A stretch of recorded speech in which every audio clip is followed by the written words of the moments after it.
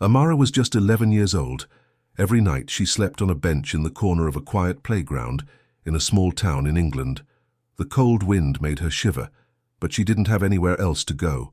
Her coat wasn't thick enough to keep her warm, but it was all she had. She would curl up tightly, hugging her backpack close to her chest. Inside the backpack were a notebook, a photo of her little brother Michael, and a small, worn-out teddy bear. During the day, the playground was full of children. They would laugh and play on the swings and slides. Amara stayed hidden behind the climbing frame, watching from the shadows. She waited for them to leave so she could have the playground to herself. She didn't want anyone to see her. She didn't want anyone to know she didn't have a home. Amara was used to being invisible. She spent most of her days at the library, sitting in a quiet corner reading children's books. The books made her forget, even for a little while, about the loneliness she felt. She drew pictures in her notebook, imagining a life that was different. One where she had a family, a warm bed, and a home where she didn't have to hide. But the library was quiet, and no one ever noticed her sitting there. No one asked where she lived or why she was always alone. The days were long and cold, and winter had arrived earlier than usual. The nights were the hardest. Amara would sit on her bench, her coat wrapped tightly around her, watching the stars in the sky. The cold made her bones ache, but she didn't cry. She couldn't afford to cry. She had to be strong, even if it hurt. Her mum had passed away a few months ago. The memory of her mother still made her heart ache, and sometimes late at night, Amara would close her eyes and pretend that her mum was still with her. She could almost hear her voice telling her everything would be okay, but it was only a memory. After her mum died, social workers had come and taken Michael, her little brother, to a foster home. They told her that everything would be okay, that they would take care of him. But Amara didn't believe them. She didn't trust the social workers. They had promised her mum that they would keep the family together, but they hadn't. Michael was sent to a different home, and Amara was left alone. She couldn't understand why they had separated them. She couldn't understand why no one cared about the pain it caused. All she wanted was to be with Michael, to protect him, to make sure he was safe. But when the social workers came to take him, she had run away. Amara had found the playground and decided it would be her home. It wasn't much, but it was better than being in a foster home. She told herself that as long as she stayed free, she would be able to find Michael. She would look for him, and when she found him, they would be together again. Each night, Amara would sleep on the bench, clutching her teddy bear tightly. She would close her eyes and think about Michael, hoping that he was okay, that he was somewhere safe. She tried to imagine what he was doing, if he missed her like she missed him. Sometimes she wondered if he was even thinking about her at all. The nights were quiet except for the occasional sound of wind rustling the trees. Sometimes she would hear the far-off sounds of cars driving by, but she would never move from her spot. The bench became her world, and the playground with its empty swings and slides became a strange kind of sanctuary. She would tell herself that she was strong, that she could do this. She would find Michael and everything would be okay. But sometimes when she was alone in the dark, the fear would creep in. What if she couldn't find him? What if he forgot her? What if she never saw him again? The library was her escape. It was warm inside, and the smell of old books made her feel safe even for a little while. She would sit there for hours, reading anything she could get her hands on. She didn't mind that the books weren't about her life. They were about far-off places, adventures, and people she would never meet. They gave her something to hold on to, a sense of hope that maybe, just maybe, things would get better. Amara didn't speak to anyone at the library. She didn't want to draw attention to herself. She just wanted to read and be forgotten. But the other children, the ones who came with their parents, would sometimes look at her strangely, as if they knew she didn't belong there. They would glance at her with curiosity, but then they would quickly turn away. It didn't bother her. She was used to being invisible. Being invisible meant that no one would ask questions. It meant that no one would ask why she was always alone, or where her family was. She didn't need answers. She just needed to survive. The cold weather was harder to bear now, and Amara found herself shivering more often. She began to feel tired all the time, as though her body was fighting a battle she couldn't win. But No matter how tired she felt, she never let herself give up. She kept moving, kept hoping. She couldn't stop now, not when she was so close to finding Michael. Every day she walked the streets of the town looking for signs of him. Maybe he was nearby. Maybe he was just waiting for her to find him. Amara had to believe that. It was the only thing that kept her going. She didn't have a home, but she had hope. And sometimes that was enough to keep her going, even on the coldest nights. PC Daniel Harris had been a police officer in the small town for 15 years. He was known for being calm and fair, always ready to listen to anyone who needed help. But for the past 2 years after the death of his wife, Daniel had become a different man. He no longer smiled as much, and his eyes often looked sad, as if he was carrying a heavy weight no one could see. He spent most of his time alone, keeping to himself, doing his job and trying to forget the pain in his heart. One cold, quiet night, while making his usual late-night rounds, Daniel passed the playground. It was empty as usual, except for one small figure huddled on the far side of the park, curled up on a bench. At first he thought it might be a teenager who had stayed out too late. Maybe someone was just resting after a night out. But as he looked closer, he realized something wasn't right. This wasn't a teenager, it was a child. Daniel stopped his car and stared at the girl sitting there. She was alone, and she looked small and fragile, barely visible in the shadows of the playground. She didn't move, and her coat, which was too big for her, was pulled tightly around her, but it didn't seem to offer much warmth. She was shivering in the cold night air. He watched her for a moment, wondering what she was doing there. Then, to his surprise, she looked up and saw him. Her tired eyes met his, and for a moment there was a flicker of something. Fear, maybe, or surprise, but then she quickly looked away. "I'm just waiting for my mum," she said quickly, her voice flat and emotionless. It didn't sound like the voice of a child who was waiting for their mother. It sounded more like someone who was trying to make an excuse, someone who didn't want to be seen. Daniel's heart tightened. He knew something wasn't right, but he didn't push her. "All right," he said gently. "Just be careful out here, it's very late." He wanted to ask her more questions, but she didn't seem to want to talk. Without another word, he drove away, but the image of the small girl on the bench stayed with him. He couldn't stop thinking about her. Why was she out there alone? Why wasn't she at home? The next night he decided to go back. He wasn't sure why. Maybe it was the look in her eyes, or the way she had tried so hard to sound calm, but something told him he needed to check on her again. As he drove past the playground, he saw her again, sitting on the same bench. This time she didn't look up when he stopped his car. She just sat there, curled up, staring at the ground. Daniel thought for a moment. He didn't know what to do, but he felt he couldn't just drive away again. He opened his car door, took out a pair of gloves and quietly walked over to the bench. He placed them on the seat next to her and then stood there for a moment, just watching her. She didn't look up. She didn't speak. She just stayed still, as if she had accepted that this was where she belonged now. Daniel slowly walked back to his car, unsure of what else to do. He glanced over his shoulder and saw her reach for the gloves, picking them up and holding them close to her chest. It was the smallest movement, but it made his heart ache. She didn't say thank you, but Daniel didn't need her to. He could see the gratitude in the way she clutched the gloves.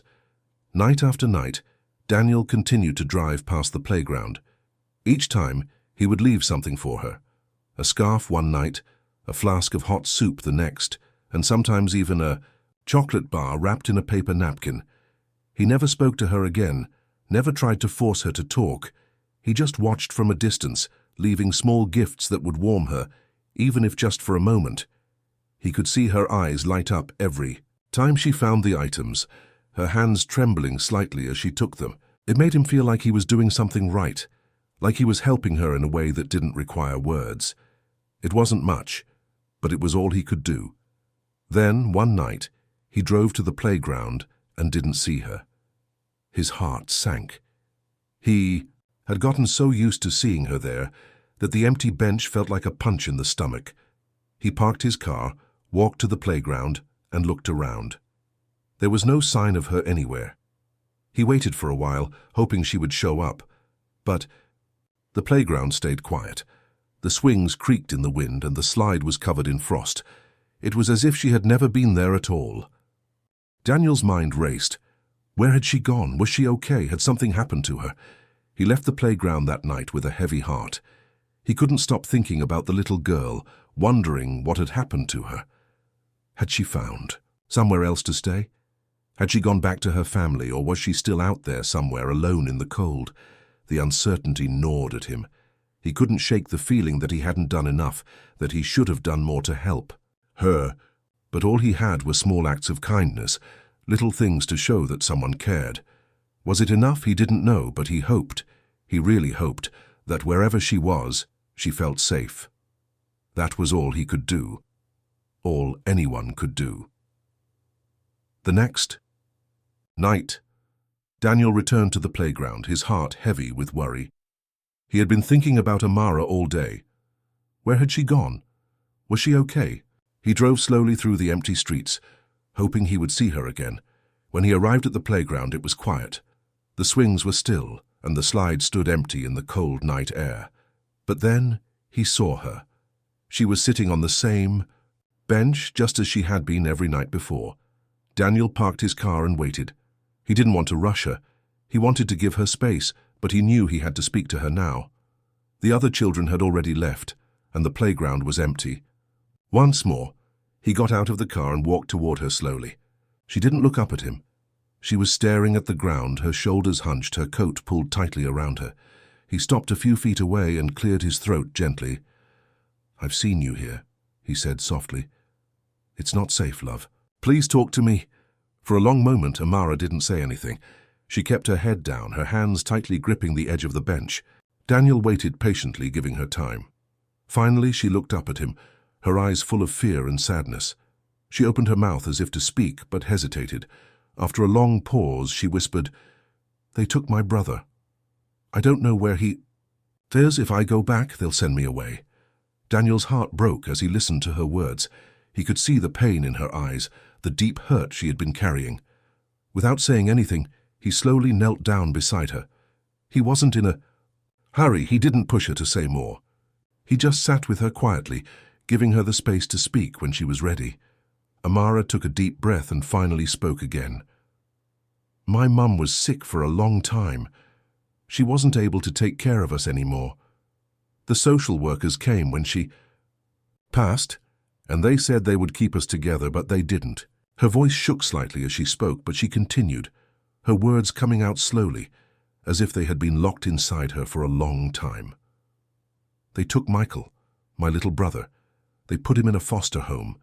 They told me I had to stay with someone else too, but I didn't want to. I ran away before they could make me go anywhere." Daniel felt the tears sting in his eyes. He had worked in the town for so long, but he had never felt anything like this before. The pain in Amara's voice, the way she spoke about her brother, made something inside him crack open. He had spent so many years trying to ignore his own feelings, trying to keep his emotions locked away after the loss of his wife. But hearing Amara's story was like a floodgate opening. "I didn't want to be alone," she continued, her voice barely above a whisper. "I thought if I ran I could find him. I could keep us together." She paused, looking at him with wide, frightened eyes. "I don't trust them. I don't trust the people who took him. What if they don't let me see him again? What if I never get him back?" Daniel didn't know what to say at first. His heart ached for this little girl who had already been through so much. He had always tried to be strong, to keep his emotions under control, but this was different. He could feel the weight of her pain, and it made him want to protect her, to keep her safe from everything that had hurt her. After a long silence, he finally spoke. "I promise," he said gently, his voice soft but steady. "You won't be alone anymore. I'll help you find your brother. I'll do whatever I can to make sure you're not alone." Amara looked up at him, her eyes searching his face.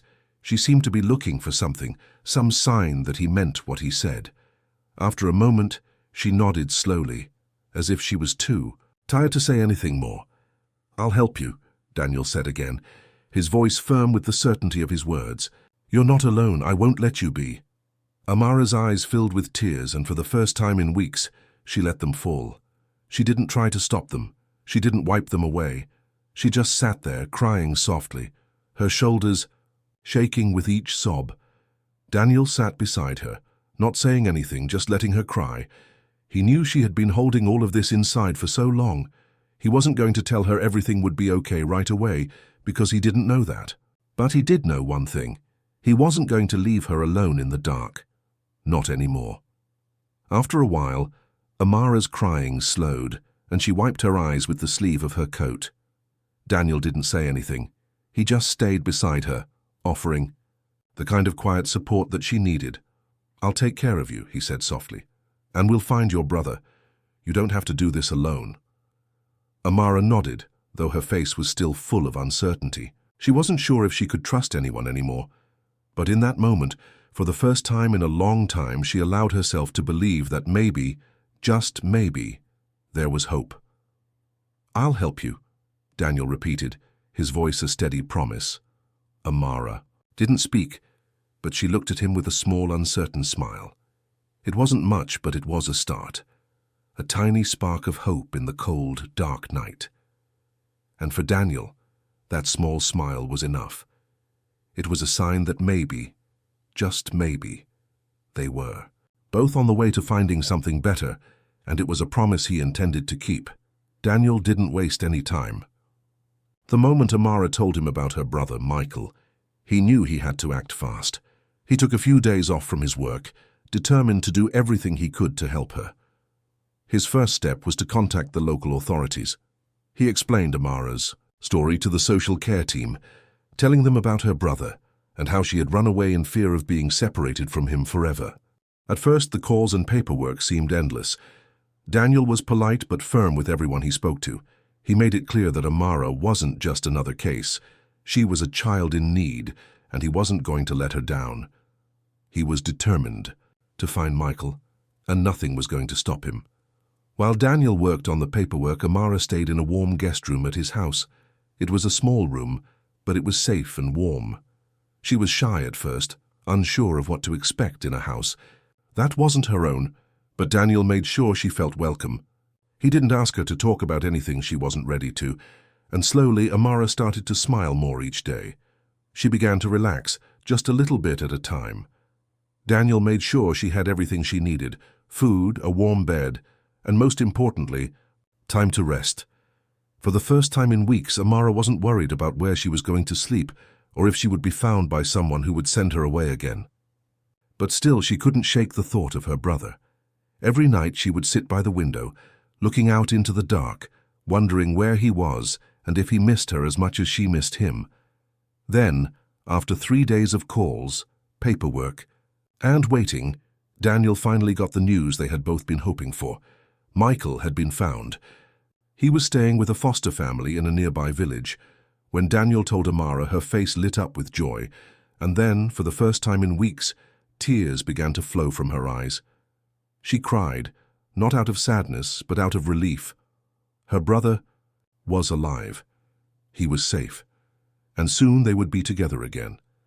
The next morning, Daniel drove them both to the village. The drive was quiet, filled with anticipation. Amara sat beside him, her hands folded tightly in her lap. She kept glancing at him, her eyes filled with hope and worry all at once. When they arrived at the foster family's house, Daniel parked the car and turned to Amara. "Are you ready?" he asked softly. Amara nodded, her heart pounding in her chest. She didn't speak, but her eyes said everything. She was ready. They walked up to the front door, and Daniel knocked. A woman answered, a friendly-looking lady who introduced herself as Michael's foster mother. She smiled warmly but could see the nerves in Amara's eyes. "Come in," she said gently. "Michael's waiting for you." Amara stepped into the house, her heart racing. It felt strange. This house wasn't hers, but it was where Michael had been living. She felt both nervous and excited all at once. As they entered the living room, Daniel saw a boy sitting on the couch playing with a toy. He looked up when he heard footsteps, and his eyes widened when he saw Amara. His mouth dropped open in surprise, and then, in the next moment, he jumped up and ran toward her, Amara's eyes filled with tears, as she saw her little brother for the first time in months. Michael reached her first, throwing his arms around her tightly. Amara dropped to her knees, holding him as if she never wanted to let go. They both cried, holding onto each other with everything they had. Daniel stood quietly by the door, his own eyes misty. He wasn't going to interrupt this moment. He knew it was one that Amara and Michael would remember forever. After a few moments, the foster mother gently cleared her throat. "I'll give you both some time," she said softly, and left the room. Amara and Michael sat down together on the couch. She looked at him, brushing his hair out of his eyes, and smiled.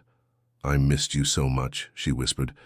"I missed you too," Michael said, his voice small but full of love. "Where did you go?" Amara didn't know how to explain everything. She just pulled him close again, hugging him tight, feeling the warmth of his little body in her arms. For a moment, everything felt like it was going to be okay. They were together again, and that's all that mattered. Daniel stayed in the room for a little while, watching them. He wasn't sure what would happen next, but he knew one thing for certain. He would do whatever it took to make sure these two children stayed together. Later, social services came to speak with Daniel. After they had assessed the situation, they offered supervised visits between Amara and Michael. But to Daniel's surprise, they also offered something else, something he hadn't expected. They asked if he would be willing to take them both, in at least temporarily, while they worked through the legal process. Daniel didn't have to think twice. "Yes," he said immediately. "I'll take care of them." He had no idea what would happen in the long run, but he knew one thing. He wasn't going to let Amara and Michael be separated again. The social workers nodded, and a few days later the paperwork was completed. Amara and Michael were now officially under Daniel's care, at least for the time being. Daniel didn't care what it took. He had promised Amara he wouldn't let her be alone, and he intended to keep that promise no matter what. As he looked at the two children now safe and together, Daniel felt something shift inside him. For the first time in a long time, he felt a glimmer of hope. Maybe, just maybe, this was the start of something new, not just for Amara and Michael, but for him too.